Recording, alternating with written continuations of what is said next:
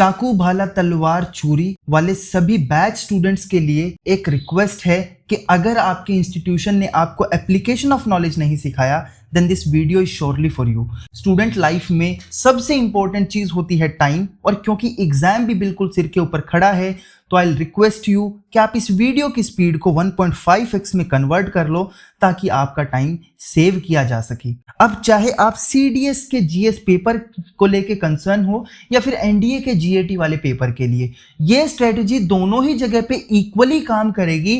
And by the end of this video you will be confident enough कि हाँ यार मेरा तो काम हो जाएगा, बस इतनी सी बातें मुझे माननी पड़ेगी। तो टेंशन मत लो, I will be always with you with this strategy, you will be able to solve the paper with very ease. अब एक मूवी आई थी 3 इडियट्स, उस 3 इडियट्स में एक सबसे फेमस डायलॉग था कि ऑल इज वेल। ठीक है, ऑल इज वेल का मतलब होता था, अब ये ऑल इज वेल का मतलब है कि हमारे ब्रेन को ऐसे सिग्नल जाने चाहिए कि सब चंगा सी, जैसे मोदी जी ने बोला। अब क्योंकि सब चंगा होगा तो हमारे फेस पे स्माइल आएगी, और जब स्माइल आएगी तो बॉडी डोपामिन रिलीज करेगी, जिससे कि बढ़ेगा हमारा कॉन्फिडेंस और एंजाइटी हो जाएगी कम। पेपर के अंदर आप एंशियस हो जाओगे तो पेपर खराब हो जाएगा, इसलिए एंजाइटी से हमें बचना है और कॉन्फिडेंस को ऊपर बनाए रखना है।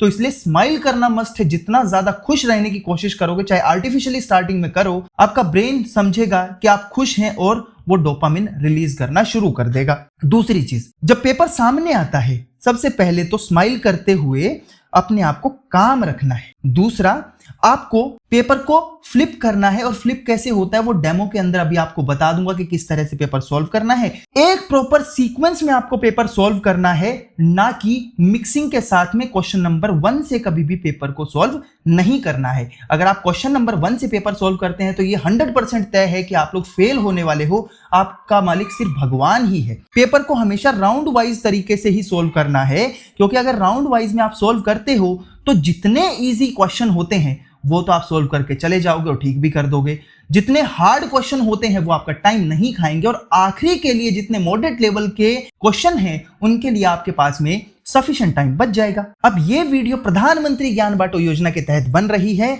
और इस वीडियो की सीरीज से आने वाला एक भी रुपया मेरी पॉकेट में नहीं जाता, वो आप जैसे स्टूडेंट्स की ही वेलबींग के लिए यूज होता है। अगर आप CDS, CAPF, NDA और AFCAT के लिए प्रिपेयर कर रहे हो तो लिंक टेलीग्राम का डिस्क्रिप्शन बॉक्स में गिवन है, वहां से जाकर के आप नोट्स को अवेल कर सकते हो। दूसरा, एक रिक्वेस्ट और है मेरी कि आप लोग व्हाट्सएप ग्रुप को भी ज्वाइन कर लेना। अगर बाय चांस टेलीग्राम बैन हो जाता है इंडिया से तो आपको व्हाट्सएप पे ही फ्री में मेंटरशिप मिलती रहेगी, और रेलेवेंट मटेरियल जो कि लेटेस्ट पैटर्न पे बेस्ड होगा वो भी मिलता रहेगा। जब आप पेपर फ्लिप कर लोगे, फ्लिपिंग कैसे है वो मैंने इंग्लिश वाले सेक्शन में भी बता दी, आगे डेमो में भी बता दूंगा। तो हमेशा पेपर को एक सीक्वेंस में सॉल्व करो। यूजुअली जो आपका सबसे स्ट्रॉन्ग सब्जेक्ट होता है वो आप सबसे पहले सॉल्व करो। क्यों? क्योंकि जब आप स्ट्रॉन्ग सब्जेक्ट को सॉल्व करते हो तो आपको टाइम कम लगेगा पेपर सॉल्व करने में, और जब ये टाइम कम आपका इन्वेस्ट होता है तो आपका कॉन्फिडेंस भी बढ़ जाता है, आपको खुशी महसूस होती है, और ये कॉन्फिडेंस भी आगे वाले क्वेश्चंस में आपकी हेल्प करेगा सॉल्व करने में। जब भी मैं पेपर में बैठता था तो पहले पॉलिटी सॉल्व करता था, फिर बायो, फिर फिजिक्स, फिर केमिस्ट्री, फिर इकोनॉमिक्स, फिर ज्योग्राफी, फिर मॉडर्न हिस्ट्री, एंशिएंट हिस्ट्री और medieval history, science and tech उसके बाद में, और करंट अफेयर वाला सेक्शन सबसे लास्ट में सॉल्व करता था। अब डेमो सॉल्विंग के टाइम पे आपको कुछ चीजें ध्यान में रखनी है। सबसे पहले पेपर खोलते ही स्माइल करना है, कितना भी हो जाए, चाहे आपको आर्टिफिशियली स्माइल करना पड़े तो स्माइल करो। पेपर को फ्लिप करो, पहले 5 मिनट में अगर आप फ्लिप कर लेते हो ना यार, सीधी सी बात याद रखना कि GAT का पेपर हो चाहे हो CDS, GS का पेपर, आपको एम्पल अमाउंट ऑफ टाइम मिल जाएगा, और बहुत ही सारा टाइम आपका बच जाता है। ये 5 मिनट स्टार्टिंग के अगर आप ढंग से इन्वेस्ट कर लेते हो। दूसरा, पेपर को कभी भी क्वेश्चन नंबर 1 से सॉल्व नहीं करना है, पेपर को हमेशा सॉल्व करना है एक सीक्वेंस के अंदर। तीसरा, राउंड वाइज पैटर्न में राउंड 1 के अंदर उन क्वेश्चन को सॉल्व करो जो कि इजी हैं, और राउंड 2 के अंदर उन क्वेश्चन को सॉल्व करो जो कि मॉडरेट लेवल के क्वेश्चन हैं। हार्ड लेवल के क्वेश्चन यूजुअली आपको स्किप ही कर देने हैं, क्योंकि आप हार्ड लेवल के क्वेश्चन को अटेम्प्ट करने जाओगे और आपके कानों को उस चीज की हवा नहीं लग रही तो तुक्केबाजी भाई बहुत दूर तक आपको लेके नहीं जा सकती। कोई भी क्वेश्चन को आप सॉल्व करते हो तो हमेशा पेन ऐसे चलाते रहना है उस क्वेश्चन पेपर के ऊपर रीड करते करते। हमेशा क्वेश्चन को 2 बार पढ़ो, नहीं तो ऐसा होता है कि क्वेश्चन की डिमांड और कुछ होती है, पूछा जाएगा which of the following is not related to the statement और आप रिलेटेड मार्क करके आ जाओगे और फिर आपको ये होगा कि यार सिली मिस्टेक की वजह से मेरे 10-12 क्वेश्चन गलत हो गए। और ये 10-12 क्वेश्चन जो होते हैं ना भाई, ये पास और फेल कराने में ही कंट्रीब्यूट करेंगे ज्यादा। पेपर के अंदर जब आप किसी क्वेश्चन को अटेम्प्ट करते हो और किसी वजह से आप स्टेटमेंट्स को एलिमिनेट कर देते हो, भाई ये 2 स्टेटमेंट्स इस पर्टिकुलर क्वेश्चन में रेलेवेंट नहीं है या एक स्टेटमेंट इस पर्टिकुलर क्वेश्चन में रेलेवेंट नहीं है, तो पेपर चाहे अभी सोल्व कर लो या बाद में आप सोल्व करने आओ, आपको ही सोल्व करना है। कोई बाहर से रिश्तेदार तो आने नहीं वाला, ना मेरी मामा का लड़का आएगा ना मेरी बुआ की बेटी आएगी, तो भाई आपको ही सोल्व करना है।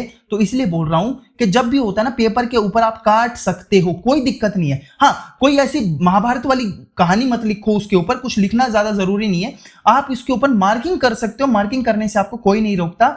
और एक चीज और ध्यान रखना, पेपर के अंदर जब भी आप पेपर के OMR शीट को फिल करो तो रोल नंबर हमेशा ध्यान से भर लेना भाई, चाहे 2 मिनट आपके फालतू लग जाए, कोई अवार्ड नहीं देने वाला अगर आपने रोल नंबर जल्दी भर लिया तो।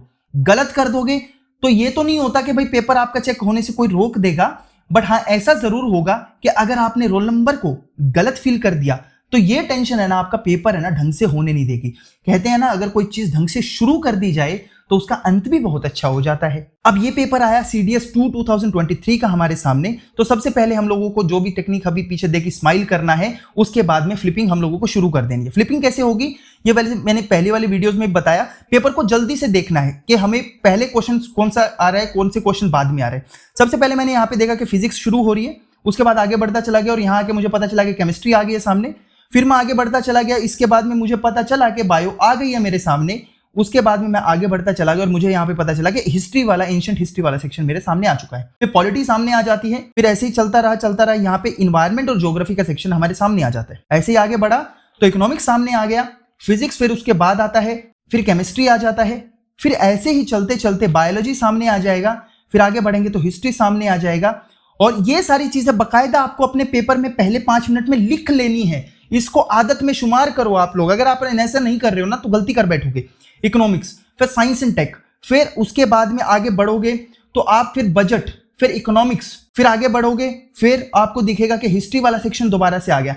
ऐसे ही आपको पूरा पेपर मार्क करते चले जाना है 120 क्वेश्चन तक, या जो एनडीए वाला सेक्शन आप सोल्व कर रहे हो दोनों के ऊपर इक्वल ये टेक्निक अप्लाई होगी। आप ये मत सोचो कि एनडीए के अंदर अप्लाई नहीं होगी और सीडीएस के अंदर अप्लाई नहीं होगी। इवन सीएपीएफ या सिविल सर्विसेज भी दे रहे हो तो उसके अंदर भी यही अप्लाई करना। 100% आपको कम से कम 20-25 मार्क्स का फायदा मिल जाएगा यार। और 20-25 मार्क्स है ना आपकी मेरिट को, आपकी शॉर्टलिस्टिंग फॉर द स्टेज 2 को भी डिसाइड कर देती हैं। अब क्वेश्चन नंबर 1 को सोल्व करते करते ना आप ये देखो कि जो स्टेटमेंट रेलेवेंट नहीं है, अब पहले आपको रीड करना है तो देखो पेन ऐसे चलाते रहना, उसके ऊपर 2 बार रीड किया, पूरा क्वेश्चन रीड करने के बाद में वापस आना, फिर रीड करना। बहुत टाइम होता है, मैं सच बता रहा हूं आपको। और फिर देखना कि यहाँ पे कैन नॉट पूछा है तो उसको सर्कल करना है बकायदा, ताकि आपके सामने रहे आंखों के कैन नॉट पूछा है। और जब यहाँ पे जाओगे तो उस ऑप्शन को मार्क कर देना।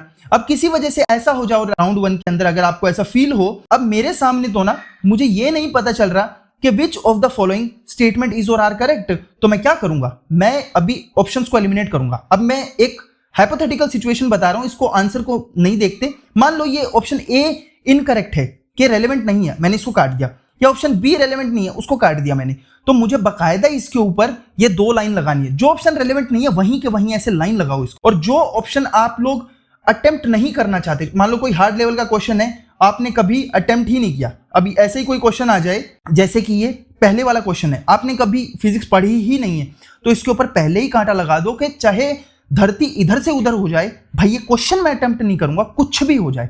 कांटा लगाओगे तो जब राउंड 2 के अंदर भी दोबारा आके क्वेश्चंस को सॉल्व करते हो तो उस टाइम पे भी आपका टाइम बच जाएगा, फालतू में आपके पास में टेंशन नहीं होगी। और मान लो यहाँ पे अगर आपने 2 ऑप्शंस को काटा हुआ है तो दोबारा से आके जब सॉल्व करोगे तो दोबारा से फिर आपके सामने ये 2 क्वेश्चन आगे परेशान नहीं करेंगे। तो इस चीज को भी समझ लो। तो यही सारी चीजें आपको करते चलनी है, लेयर्स के अंदर पेपर को सॉल्व करना है। अगर इतनी बातें आपके दिमाग में बैठ गई हैं, समझ में आ गई हैं, तो आगे की भी डिस्कशन हम लोग कर लिए लेते हैं। एक चीज और यार मुझे बता देना कि आपको क्या ये टेक्निक सच में हेल्प कर रही है। देखो एग्जाम के डे पे कुछ भी हो जाए, आपको फास्ट फूड कंज्यूम नहीं करना है। घर से ना कोई पराठा पैक करवा के लेके जाओ, ना ही पूरी, क्योंकि भाई ये आपका दिमाग खराब कर देगी, सिर में दर्द कर देगी। दूसरा, पॉसिबल हो तो यार चॉकलेट जरूर कैरी कर लेना, टाइम मिले तो कॉफी भी कंज्यूम कर सकते हो। अगर पैसा है जेब के अंदर और अफोर्ड कर सकते हो तो सैंडविचेस खा लो, बहुत अच्छे होते हैं, हेल्दी टू डाइजेस्ट होते हैं और इंस्टेंट एनर्जी भी फील कराएगी और पेट भी भरा भरा रहेगा। अगर पैसे नहीं है तो देसी जुगाड़ कर लो यार, सीधा स्प्राउट्स को भिगाओ, उसको कंज्यूम करो क्योंकि वो आपको ज्यादा फायदा देगा। पानी ज्यादा से ज्यादा कंज्यूम करना क्योंकि 85% of our brain is made up of water. और कोल्ड ड्रिंक बिल्कुल भी कंज्यूम मत करना क्योंकि वो एक तो आपको पानी की ज्यादा प्यास लगाएगी, दूसरा उसमें एडिड शुगर होता है, कई बार कई लोगों को सिर में दर्द भी कर देती है। भाई ये मत करना कि वहां पे किसी सेंटर के पास में कोई मोमोज की रेडी लगी हुई है, छोले कुलचे की लगी हुई है, चाउमीन की लगी है तो भैया एक प्लेट लगा दो। मैं कसम से बता रहा हूँ, एग्जाम देने के बाद में चाहे आप 10 प्लेट खा लेना यार, पैसे मेरे से ले लेना, लेकिन प्लीज ये मत करना, नहीं तो आपका पहले ही नुकसान हो जाएगा। अंत में यही बोलना चाहूंगा कि यार इरादा एक होगा और नेक होगा तभी सफलता मिलेगी। मिलते हैं नेक्स्ट वीडियो के अंदर, तब तक के लिए जय हिंद।